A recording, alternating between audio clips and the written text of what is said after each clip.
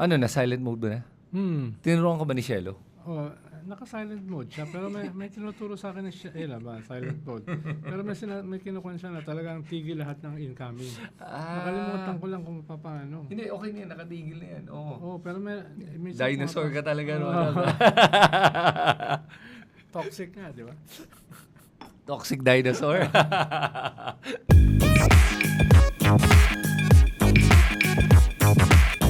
Okay, everyone. Nandito na naman tayo. Ako si Kristan. At ako si Ronald Llamas, and this is Heckle And Jive. Jive. Okay, Okay. Ronald. May date na tayo Hindi ibig sabihin tayong dalawa yung may date. Ibig Oo nga, sabihin may di date. tayo bagay. Hindi tayo bagay. Hindi tayo talo Toxic masculine ka Hindi, pero meron na tayong petsa kung saan gagawin natin yung live recording para sa ating mga viewers. At ito ay September 10. Second time ito, di ba? Oo, second time. Pero ito yung first na talagang o-open natin sa mga fans na pero limited pa rin yung seating natin dito kaya unahan na lang to sa upuan.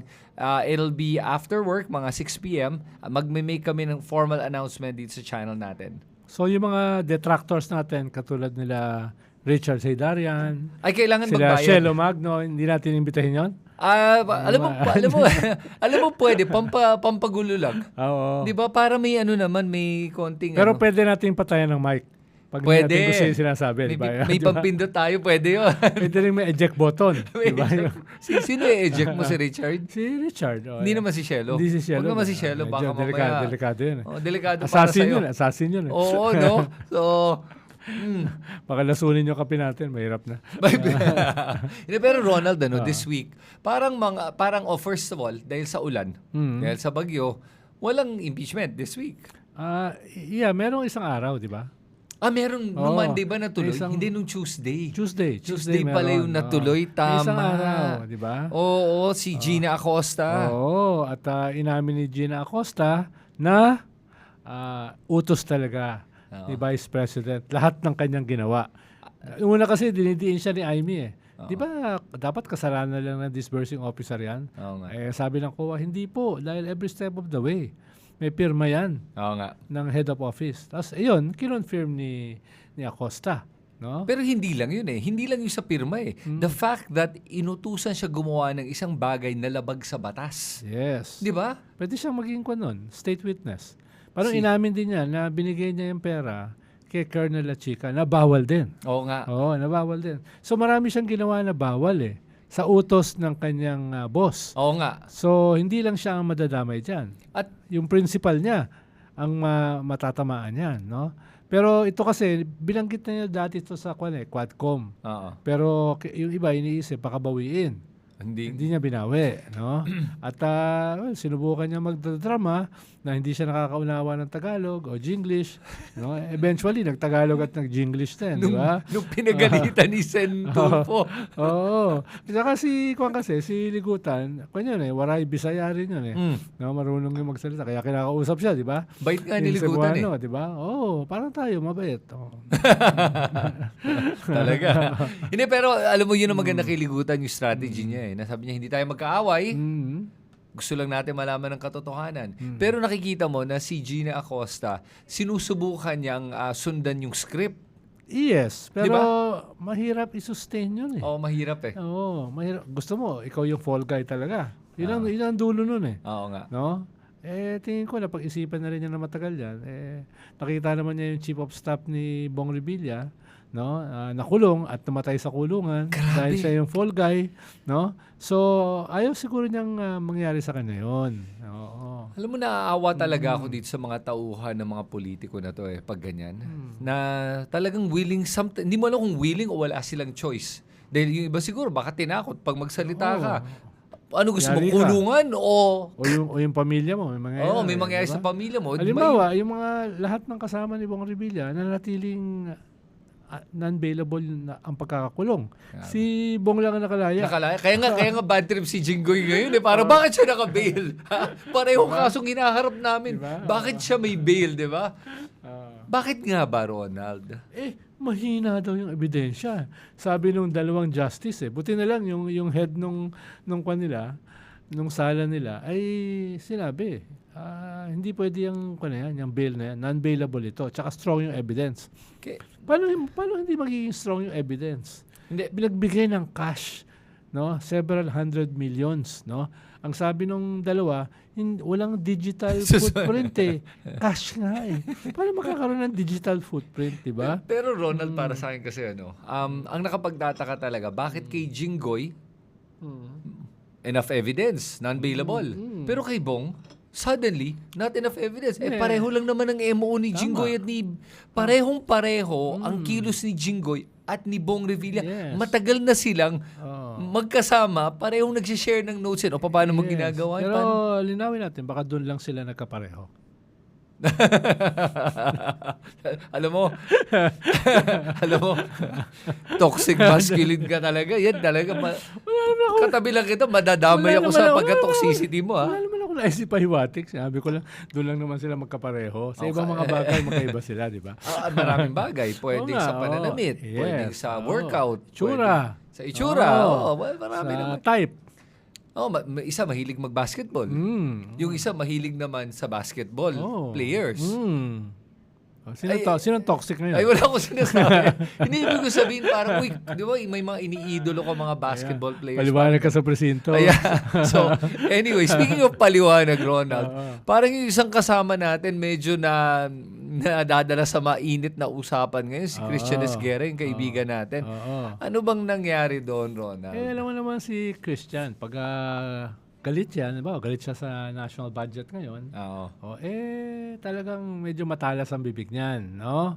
Pero ako naman, ang gobyerno talaga, dapat huwag masyadong sensitive. Dahil pag gobyerno ka, talagang babanatan ka. Hindi naman gobyerno yung sensitive. Wala naman sinabing gobyerno eh. Ang nagsasalita ngayon ay yung mga... Yung spokesperson, yung mga vloggers. Yung mga vloggers. Hindi, spokesperson. Apat na siyang apat ba na live stream?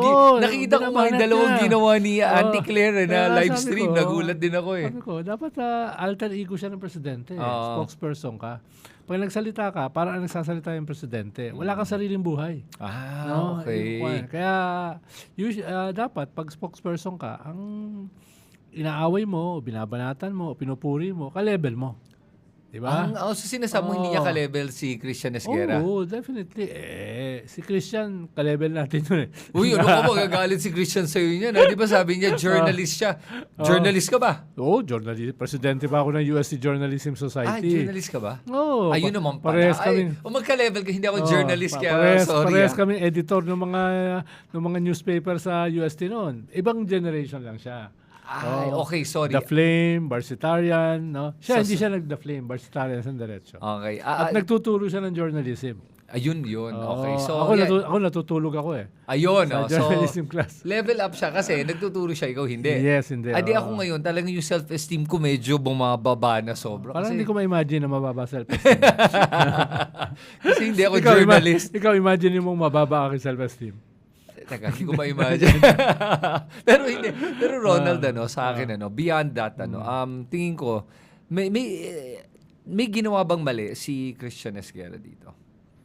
Well, siyempre, ang sabi kasi ng mga ibang vloggers, bet niya minumura yung presidente. Diba?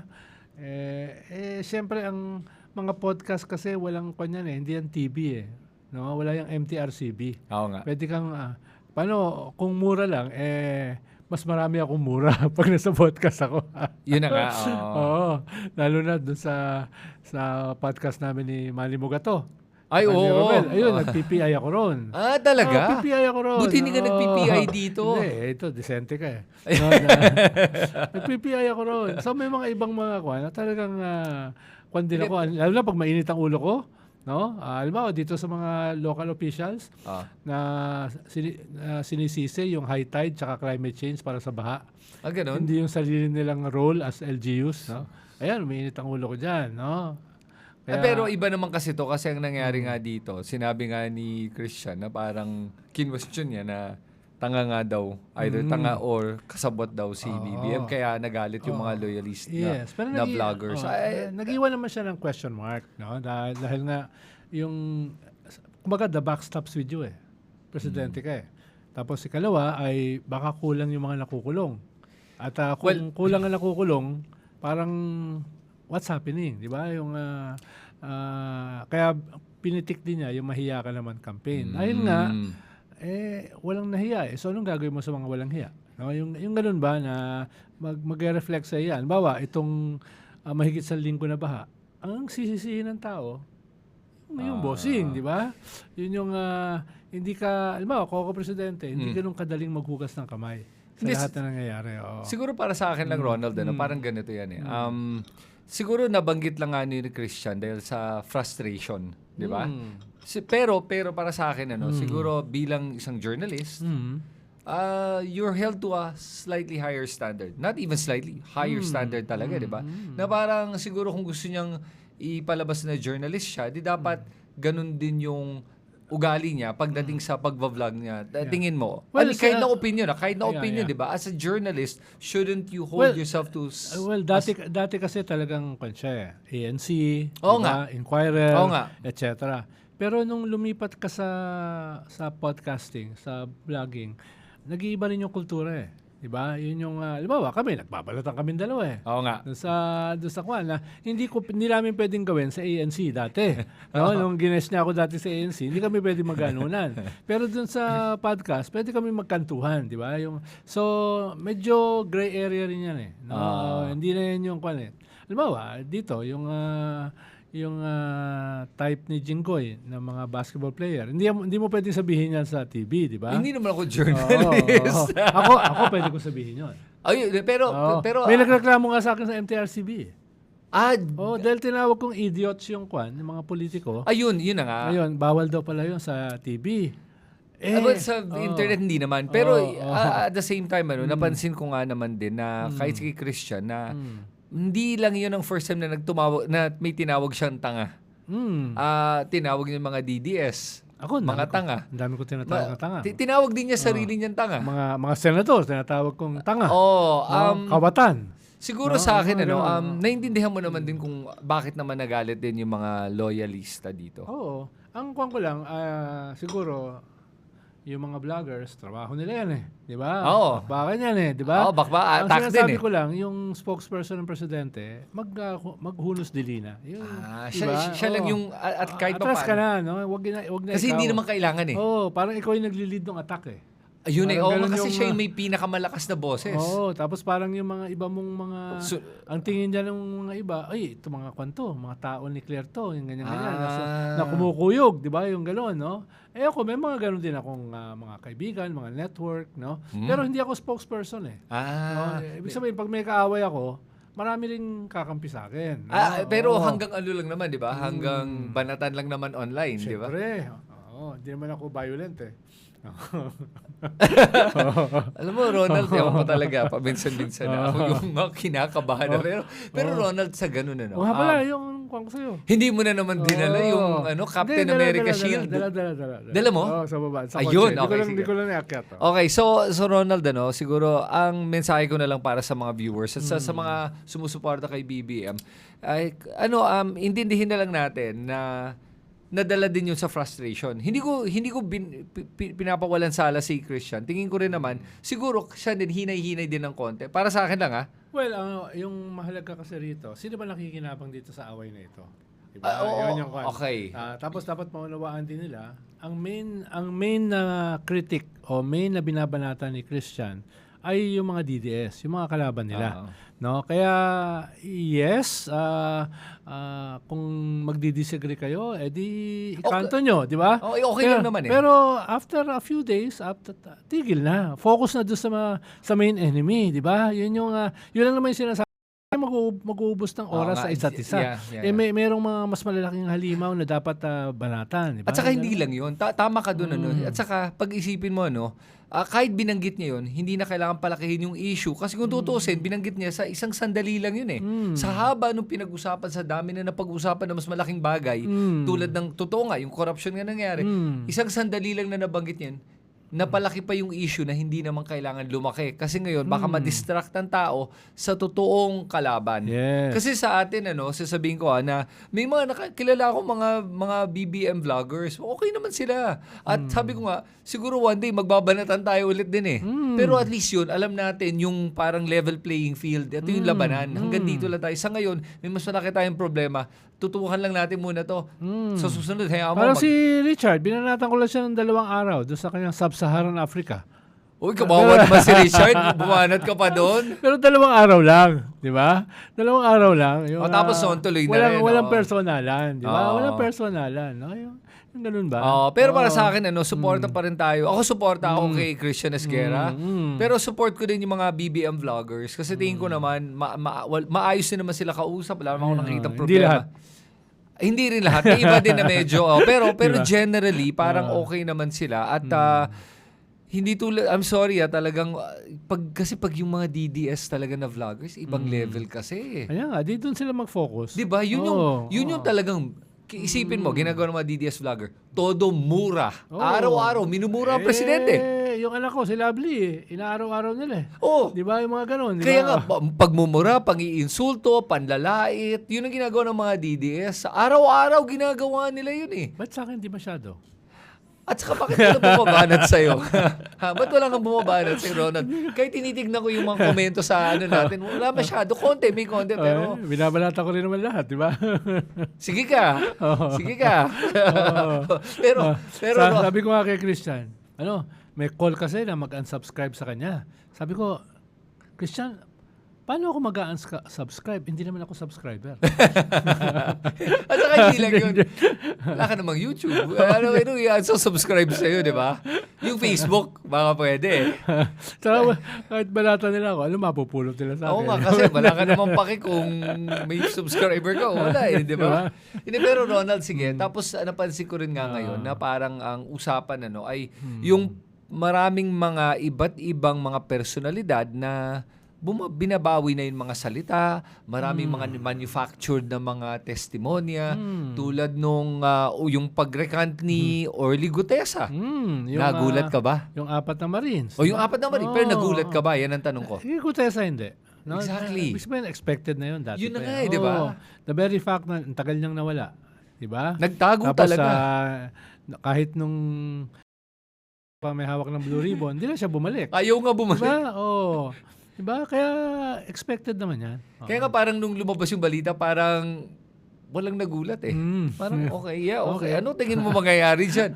Ayaw nga bumalik. Yung mismo nung nagte-testimony siya, nagbabasa mali-mali.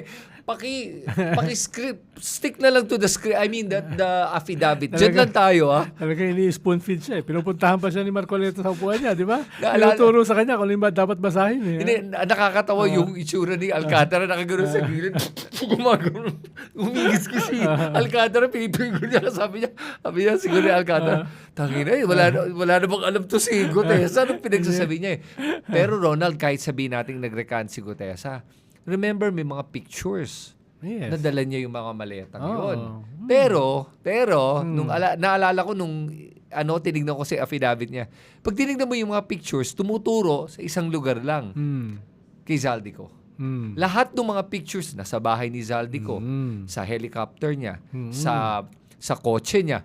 Yun lang ang napapatunay pa rin nun eh. Kaya hindi ko pa rin alam kung may katotohanan yun. Sinasabi ko lang, hindi lahat katotohanan. Medyo nag-stretch sila. Kaya nga ang susi dyan si Zaldico.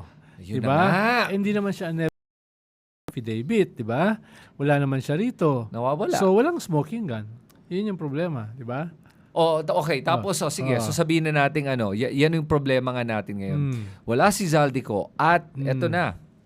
Wala pang ni isang kongresista na nahuhuli. Yun nga. Bakit? Yun yung sama ng loob ng mga katulad nila Shelo, nila Christian, 2 taon na. Nung Llamas, yun yung mga sama ng loob na. Si Llamas masama din loob niya? Syempre. Dahil, pero mo, 15 big contractors yung pinangalanan mo. Kaso, 0.5 pa lang, isang diskaya pa lang nakukulong. Dalawa na. Tapos, itong nag-iisang cabinet secretary, na nakasuhan at saka nakulong, gagawin yung pang state witness. Di ba? Yung mga ganun ba? Nakaka-frustrate din. Tapos, makikita mo, konting ulang lang, baha ang buong Metro Manila, large parts of Luzon. So, kumbaga, naiinis ka eh. Nagagalit ka eh. Ito, kitang-kita mo na naman, gaano karami na naman ang mamamatay sa leptospirosis. Diba? Dahil sa kleptospirosis.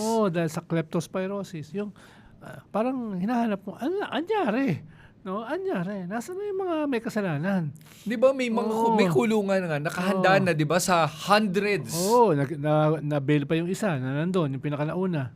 Oo nga, yung unang kinulong, siya pa yung unang nakabail. Kaya nakakainit ng ulo, di ba? Kaya naintindihan ko rin eh. Pero unawain lang yung na napupuno rin yung mga tao eh. Di ba? I mean, ako rin nagtataka ako nung sa isang vlog ko nga, nagla-livestream ako, sinabi nga nung isang DDS, kung guilty daw si Pulong, bakit hindi pa daw siya nakukulong o nakakasuhan? Sabi ko, wala pa nga nakakasuhan ni isang kongresista eh. Sabi ko, be patient. Darating din yan. At saka yung the most effective critics of the Dutertes ay yung nakikriticize din sa gobyerno ng Marcos. Nagiging credible sila eh. Di ba? Hindi masyadong credible yung kwan lang eh. Duterte lang ang kinikriticize. May kikriticize ka sa gobyerno eh. Kasi nga, nasa gobyerno siya ngayon. Katulad ngayon, yung national budget, ba't ang daming kwan, unprogram.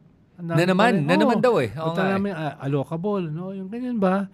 Yung nakaraang budget, may mga, anong tawag doon? Leadership fund. Na 1 to 2 billion bawat senador.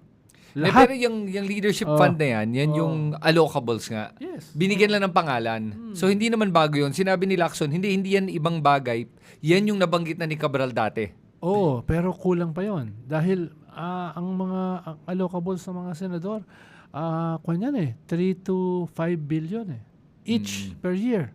Diba? Yung iba pang allocables na hindi lang sa DPWH. Yes, madami yan. Hindi, alalahanin mo nga na mismo si Chis Escudero nga, di ba? Nagsingit ng 43 billion. Na sabi niya, wala naman akong ginawang mali. Okay, again, sabihin natin insertions naman hindi mali. Actually, merong mali eh. Dahil ang trabaho nyo legislators eh. Hindi naman kayo executive eh. Ba't kayo nag-i-insert na trabaho ng mga executives, no? Kaya may kaunting mali. Hindi necessarily kickbacks. Hindi. No? Pero in principle, kaya nga may separation of powers eh. Trabaho niya yan eh. Pero parang yung mga justices, wala dapat silang allocable, di ba? Yung justices may allocable? Sorry. Did you mean? Dapat wala nga sila. Dahil nga, yung function nila ay hukom. Yun na nga. Ang sinasabi mo nga, justices may allocable? Well, may kaunti yan. Not as big as legislators, di ba? Hindi ko alam yun may mga medyo nagulat ako may mga dispensable na kanya ng mga budget. Diba? Hindi, okay. Ang sinasabi ko lang, kasi as legislators naman kasi, yung ini-insert nila sa GAA. Ang mali, pag ini-insert sa NEP. Kasi yung NEP galing dapat sa executive. GAA, as legislators, trabaho naman nila i-revise, ayusin, bawasan, tanggalan, dagdagan. Problema lang, dinadagdag lang nila madalas at ang lalaki ng dagdag. Sabi nga ni Tito Sen, dati, mismo siya, hiningian ni Cabral nang ipapasok sa NEP Oo nga, 500 million. Ibig sabihin, ginagawa yun, di ba? Normal na yun Ngayon, sa GAA, mag-i-insert ka, parang hindi rin ganun katama no?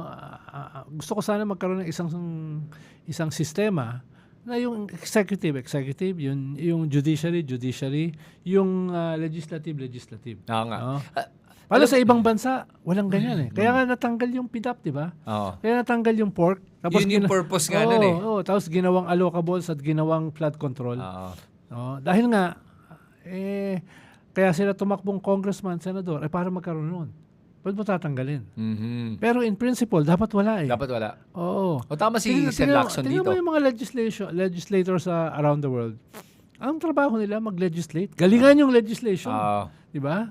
Pero pwede nilang i-revise yung budget.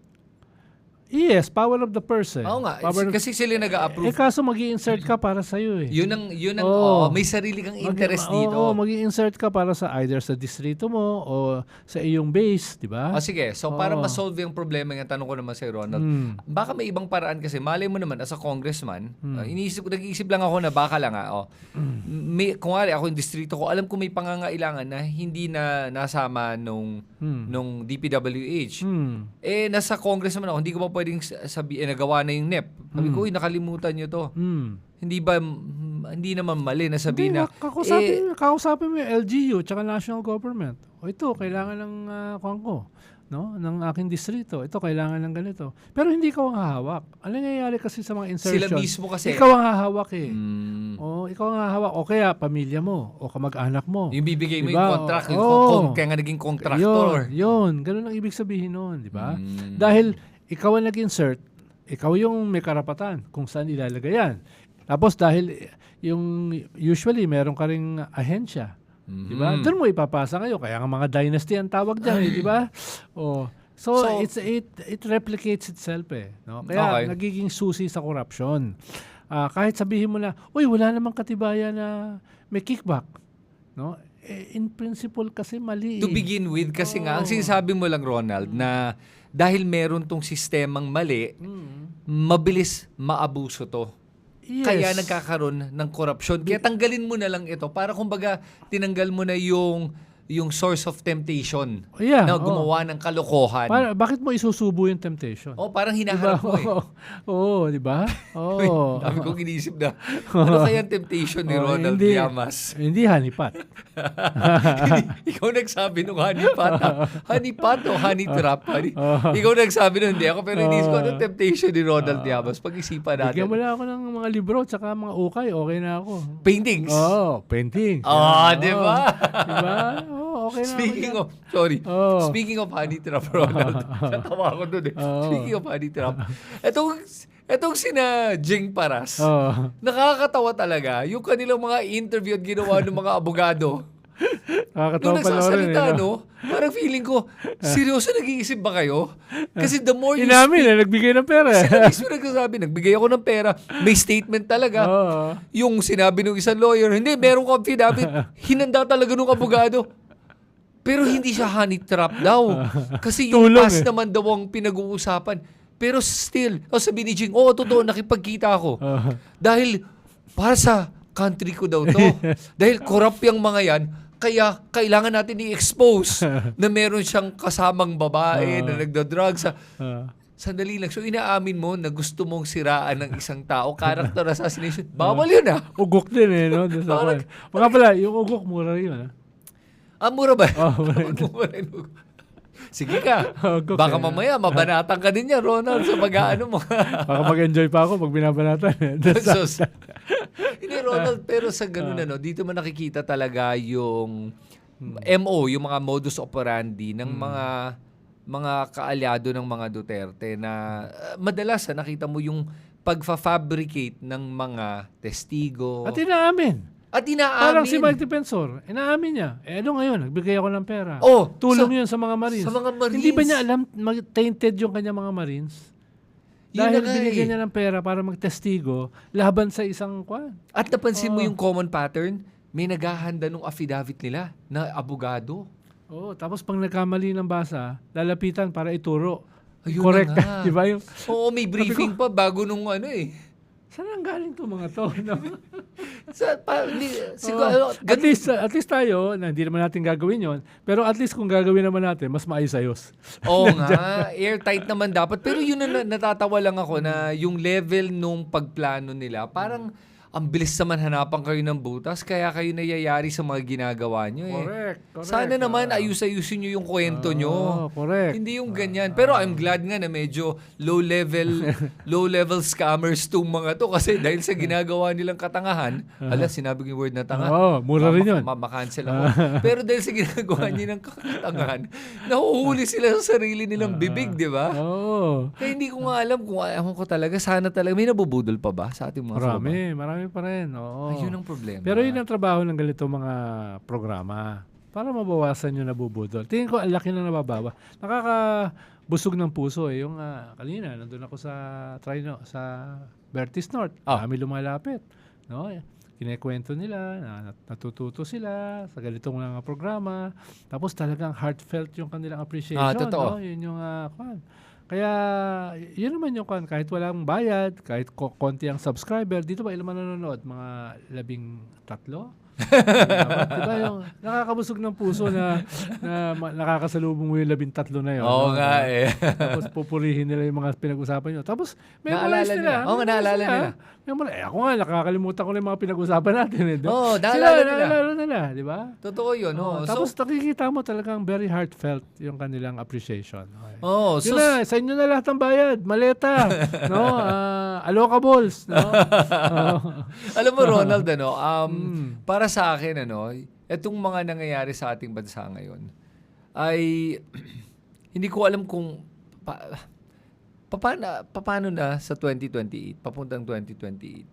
Sa dami ng problema na hinaharap natin, sa dami ng mga issues, from yung Vice President na palaging namamasyal, ayaw humarap sa impeachment trial, tapos sinasabi pa niya na ano yung mga sinasabi niya? Gusto daw niya na ayusin ang gobyerno. Dahil marami daw problema ang gobyerno. Pambihira talaga itong hipokrito na to. No? Wala, baka makancel ako ng mga DDS na to. Dati pa. Dati pa naman kinakancel. Napagod na nga ata sila sa kakakancel sa akin eh. Pero yun ang ibig ko sabihin na nakakaawa talaga na nakikita mo yung political divide natin. Sobrang lala. Anong mga magagawa natin para maayos to? Well, kailangan din yan as a catalyst eh. Dahil marami sa atin for a long time parang apathetic, indifferent. Ayun. Ngayon, marami sa kanila nagigising na, nagagalit na. Diba? Hindi na mapakali. Mahalaga yun eh. Oo nga. Diba? Yun ang ginagawa natin eh. Nagdi-disrupt tayo eh. Dun sa mga apathy ng mga tao. So, two-edged yan eh. Yes, maraming nade-depress. Yes, yung iba naghahanap ng quick solutions. Pero marami rin yung nag-iisip na ganito katindi yung problema. Ganito yung mamanahin ng susunod na salinlahi. Kailangan may gawin kami. We have to leave this place a better one. Diba? Yun yung kanila eh. Kaya tingin ko may element of hope sa gitna ng desperation, sa gitna ng cynicism. Ang dami ko nakikita na hindi ko nakita dun sa aking 48 years in politics. Wow! Halimbawa, kahit nung cabinet secretary ako ni Pinoy, ang dami naman namin ginawang okay eh. Diba? Lalo na ngayon, na ikukumpara sa mga ibang gobyerno. Even then, hindi ko na ramdaman yung ganitong klaseng appreciation sa mga karaniwang tao. Wow. Never ko naranasan na may lumalapit sa'yo at nagpapasalamat. At kinikwento sa'yo yung mga sinabi mo. Diba? Nung 6 na taon akong cabinet secretary may nakakakilala sa'yo pero wala yung ganyan eh. Kaya nga, in a way, mas importante pa nga yung ganito kasi may posisyon ka sa gobyerno. Diba? May influensya ka talaga eh. Hindi, tsaka hindi ka tainted by power. Hindi ka tainted by position. Hindi ka tainted sa dark corridors of power. No? Wow! No? Yung alam nila na wala ka masyadong kandito, ganansya, di ba? Yun yung mo lang dito, yung appreciation ng mga tao. Kaya going into 2028, there's also a lot of things to hope for. No? In spite nung dami ng krisis, ng problema, yung other side niyan, nakakagising. Yung mga dating hindi nakikialam. Yun. Diba? Yung dating hindi nakikinig. Yun. At ang kaibahan, dahil sa panahon ng social media, everybody can be a Christian. Diba? Everybody can be a Christian Esguerra. Diba? Everybody can be a Shelo Magno. Pwede ka magkaroon ng platform. At sa kahit sino ka man na nanonood ngayon, alalahanin mo, may impluwensya tayong lahat. Kahit maliit, meron. Kasi sa social media nga, sa pagpo-post nyo sa sarili nyong mga pages, meron kayong may impluwensya, 1, 2, 3, malaking tulong yun. Kasi pag marami tayo na nakaka-impluwensya ng 1, 2, 3 lamang, malaki ang exponential effect na yan. Geometric ang progression mo eh. Diba? Yung nakumbinsi mong 1, may kukumbinsihin na 2. Yung nakumbinsihin 2, may kukumbinsihin na 4. No? At yan yung naranasan namin last midterm election. Yung mga hindi mo binibilang sa survey na mga Gen Z. Aba, nag-deliver. Kaya nga nakita mo yung resulta, di ba? Ando pa rin yung mga lumang mga hinayupak na mga walang kwentang politiko. Pero nakita mo rin yung mga wala sa survey na matitino, aba, nakapasok. No? Nakapasok. So, going into 2020, dapat paramihin pa yan. Kaya nga, inuulit-ulit ko, electoral revolution. When you say electoral revolution, are you referring to kasi obviously meron tayong isang portion ng electorate natin na unfortunately ay patuloy bumoboto sa mga tulad ni Robin Padilla. Kaya nga mataas siya sa survey. May pag-asa pa ba yung porsyento nun ng ating electorate na magbago? Yes, o dahil kanino ba nakatay sa survey si Robin Padilla? Kanino siya tay? Tied yun eh. Vico Soto? Vico Soto. Ibig sabihin, may kalahati na naghahanap ng iba. Diba? Na dati wala. No? Kung yung kalahati na yun, kumbisihin yung kalahati. Tigigisa lang. No? Kumbisihin lang. Di, ang laking epekto nun. No? Kaya yun ang sinasabi ko na reason to hope. Diba? Dahil pag sinabi mong electoral revolution, dalawa yan eh. Ano yung iyong agenda? Ano yung iyong vision? No? Ano yung iyong plataforma? No? Hindi na pwede yung patsi-patsi lang. Hindi na pwede yung, ang tawag namin dyan, functional enhancement. Yung kasalukuyang sistema, inaayos mo yung kanyang pag-deliver. Mm-hmm. Ang nakikita natin ngayon sa crisis, yung buong sistema kailangan ayusin. Yes. No? Sobra. So hindi na pwede siya ng papalit ka lang ng cabinet secretary, hindi na. secretary, papalit ka lang ng ganito. Kailangan baguhin mo. Yung ikalawang pinakamahalagang bahagi, kailangan meron kang ilalagay na tao na mag-i-implement niyan. Diba? Yun yung kahit hindi mo pa maubos lahat, at least masimulan mo na meron kang 6, 8, 10 matitinong mga senador na walang bahid ng korupsyon at saka may track record in terms of deliverables at saka talino. Diba? At nakikita ko ngayon, dati kasi may ganyan eh, pero hindi winnable. Ngayon nakikita ko, may mga ganon na winnable. No? Yun. So yun yung dagdag. Wala naman ako ilusyon na malilinis lahat yan. Pero maglagay ka naman significantly ng mga tao sa loob na mas matitino at naniniwala sa isang systems change. Naniniwala sa isang reset. No? Good Lord, alam mo, yan na nga yung point eh. Umabot nga tayo sa punto na kailangan na nga ng reset eh. Kasi yun yung palagi ko sabi na yung buong sistema ay bulok. Buong sistema. Hindi portion eh. Lahat. Yung flood control problem natin ay isang magandang halimbawa kung bakit hindi pwedeng ayusin mo lang yung drainage dito, ayusin mo lang yung landfill dito, ayusin mo lang yung isang gumuho na water impounding, di ba?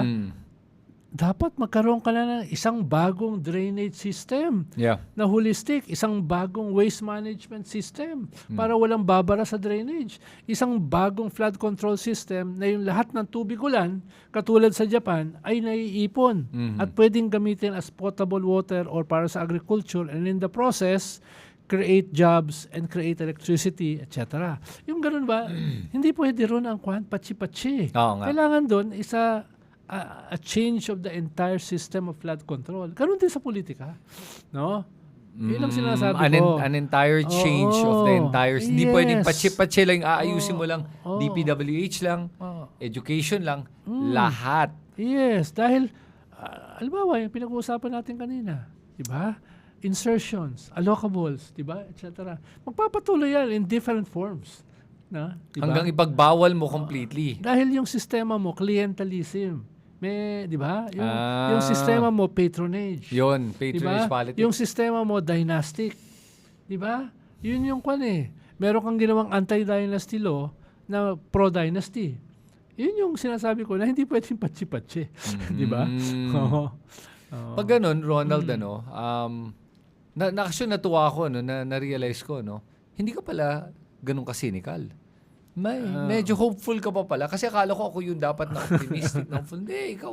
Ako yung cynical na-realize ko sa atin dalawa. Yung hopefulness ko, pinanggagalingan nun, cynicism. Ganito yung mga tao natin, ganito yung sistema. Kailangan i-overhaul yan. Oo nga.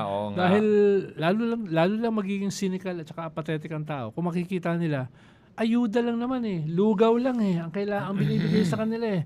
Instant mommy na walang sustansya. Oo nga, yun. Yung bagyo sa Yolanda, noon, may mga namura ako eh. ng mga NDRRMC. Paano ang binibigay sa tao, instant mommy, walang kasustansya yun. Oo nga. Kumbaga, diba? Yung ganun ba? Hirap na nga yung mga tao, nakakasakit, tapos bibigyan mo pa ng walang sustansya man lang na instant mommy, no? Yun yung kultura ng instant mommy. Dahil wala nang mabili yung mga tao, walang pambili. Di yung mga 12 pesos na instant mommy na lang, 13 pesos ang binibili nila. Kahit walang sustansya sa kanilang mga pamilya, sa kanilang mga anak. No? Ronald, speaking of sustansya, napansin ko rin ngayon, nasa mundo ng social media, na ang social media ay parang instant mommy. Yeah. Yung makikita mo parang nakakabusog pero walang laman. At yun na nakikita ko din na rason kung bakit bumabagsak yung comprehension ng ating mga mamamayan at kabataan. Yes. So, kasi ngayon pinag-uusapan sa Senado yan in light of yung nangyaring shooting na naman. Ano tingin mo ang tamang solusyon dito o pwede nating gawin? Kasi nga, ang lakas ng impluwensya ng social media ngayon eh. Yes, pero multifaceted yan eh. Yes, isang aspeto dyan, yung violence sa social media, sa mga games, sa mga videos, etc. Isang bahagi yan. Ikalawa, yung pinag-uusapan natin, tamang sustansya sa mga tao, para sa mga bata, para may matutunan sila. Kahit turuan mo ng magagandang prinsipyo yan, hindi papasok sa utak nila kung kumakalam yung mga bituka, mga sikmura, di ba? Okay. Oo, kaya nga, dati nga, may libreng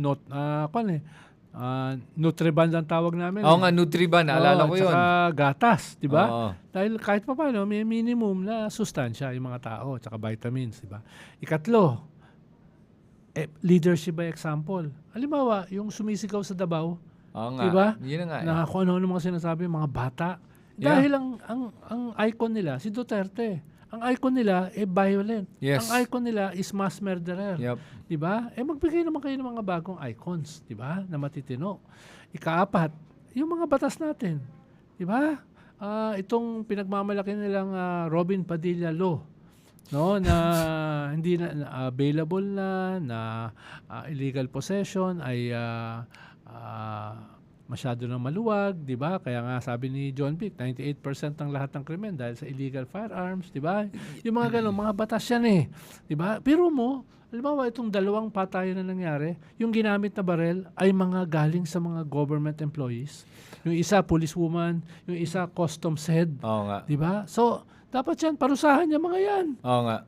Parusahan niya mga yan. Hindi kasi laki nung gumawa, pero dapat may parusa yan. Kahit pa paano, no? Totoo. Kasi kung tinago lang niya ng maayos yung kanyang mauulit na mauulit. Barelo. Sinasabang mo sa gun range eh. Yung bata. Yun pa. Pero mo bata, sinasama mo sa gun range, di ba? Pero yung ganun, anong ibig sabihin ba no, pag sinabing loose firearms? Ibig sabihin nun, hindi registered. Walang lisensya. Walang yun ang ibig sabihin nun. Walang training. Yun yung bawal. Walang taguan. No, walang taguan. Okay. Dahil kung registered ka, halimbawa ako, registered firearm user ako level 5 ako no? Kailangan meron akong kahadiyero para diyan, 'di ba? Ang kahadiyero ko para sa baril 3, 'di ba? So, yun yung mahalaga na mga minimum na mga batas na pag kahit ayan lang, taguan lang hindi na-implement. Ayun, patay yung mga bata. Ayun na nga. Very basic yun Yeah, kung saan tinatago. Kaya nga yung Firearms and Explosive Division, nagra-random check yan sa mga gun owners. Tine-check na lang yung mga bahay kung meron ba talagang maayos na taguan. Sabi ng policewoman, saan yan nilagay? Parang Tupperware. No? Sus Mariosa. Paano magtatago ng baril sa Tupperware, di ba? etc. Tapos ito, machine pistol, hawak ng bata. Oo nga eh. No, galing doon sa tatay na head ng customs. Nakalagay lang daw sa kotse. Paano nagkaroon ng ganun yun? Diba? Loose firearms sa loob ng kotse pa. Yun yung mga problema. So, yun yung ikaapat. Yung mga batas. Okay. So, multifaceted siya. Education, kultura, leadership by example, diba? Mas maayos na mga batas, diba? Yung mga ganun ba? Hindi siya isang solusyon lang eh. No? Dahil malawak nga yung problema. At sa akin siguro may kung isa lang ang naiisip ko sa mga sinabi mo, ito lang eh. Alam mo, baguhin na natin yung mga iniidolo natin. As a matter of fact, huwag tayo nag-iidolo ng kahit na sinong politiko to begin with. Pero kung meron tayong titignan na parang role model, huwag naman yung mga, I'm sorry talagang sasabihin ko talaga na huwag yung mga tulad ni Duterte. Hindi yan ang tipong dapat iniidolo ng kahit sino man. At kung isa kang Duterte supporter, pag-isipan mo talaga kung anong sinusuportahan mo. Yung pagpatay niya ng tao. Kahit sabihin mong, gusto niyang patayin, mga drug addict lang naman. Yung isang tao na willing pumatay, umaamin at pinagmamayabang ang pagpatay ng tao, mali po yun. Yun lang basic. Yung sinasabi niya na gusto niyang, na gusto niya sana siya yung naunang mang-rape. Ano ba? Pambihira diba? Talagang mga, yan ang iniidolo ng mga pinagtatawanan at iniidolo. Yun ang minumura ang Diyos. Minumura ang Pope. Tapos pinapapatay ang isang kardinal? Di ba? Yung ganun. Tapos yan ang nino-normalize mo Yun ang tapos magtataka ka kung bakit yung anak mo violente. Bakit ikaw mag-isip ka violente na rin? Sana magkaroon tayo ng konting introspection na mag-isip lang ng tama na kahit sino pa, sabihin na natin, mag-isip lang tayo ng bagong role model naman. Wag lang yun. Yun ang sa akin. Kung gusto nyong umayos ang Pilipinas, di ba? Maghanap tayo ng totoong mga liderato na nakikita mo na talagang may puso para sa ating bansa. Para sa ating kapwa Pilipino. Yun na yun. Ronald, parang seryoso ng usapan natin. Pero nadala ako kasi napaisip ako noon na ito lang sana siguro, Ronald, na nagtataka ang ating mga kababayan bakit hindi tayo nawawala itong corruption dahil din sa atin yan Yes. Dahil palaging binoboto natin paulit-ulit yung mga walang kwentang mga politiko. Yes. Kahapon, ang sabi ng gobyerno, maglalagay sila ng catch basin 37 sa Metro Manila at meron silang kinonsulta at gumagawa ng feasibility study na Dutch company. Okay yun, Dutch. Dahil yung Dutch kasi, yung Netherlands, below sea level yan diba? Okay. Kaya magaling sila sa water management. Okay. Ikalawa, kailangan naman talaga ng catch basin.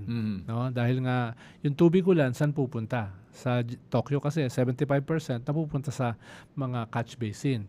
Ang problema, katulad din sa Tokyo, hindi sapat yung catch basin. Dahil, ano ikakatch mo? Basura. So, kailangan may waste management ka. Itong mga LGU, sinisisi yung mga tao. Siyempre, kasama naman yung mga tao sa problema. Pero, paano responsibility ng LGU na turuan ng segregation? At saka sasabihan yung mga tao, saan lalagay yung basura?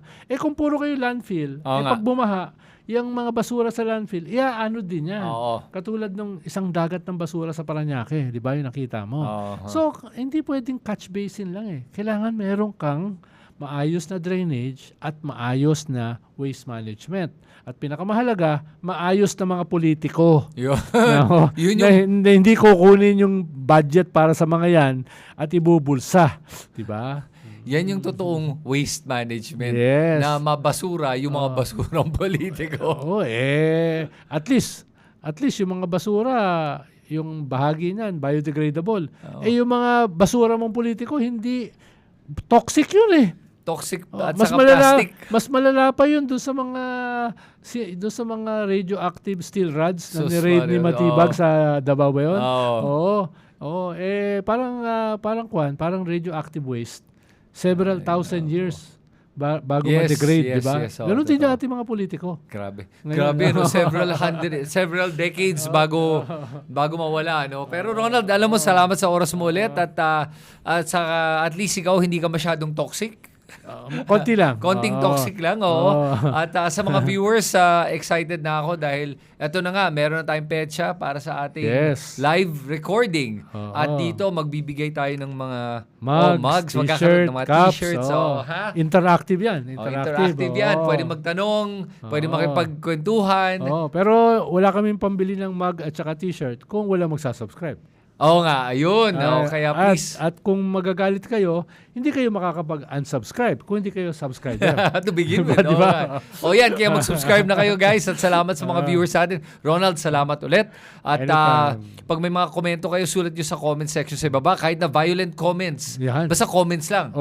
Lagay nyo sa comment section. Okay lang yan. Papakinggan namin yan. Tsaka tumatanggap kami ng mga mura. Okay lang yan. Basta mura lang. Diba? Anyway, okay. Ako si Kristan. Ronald, this is again Heckle and Jive.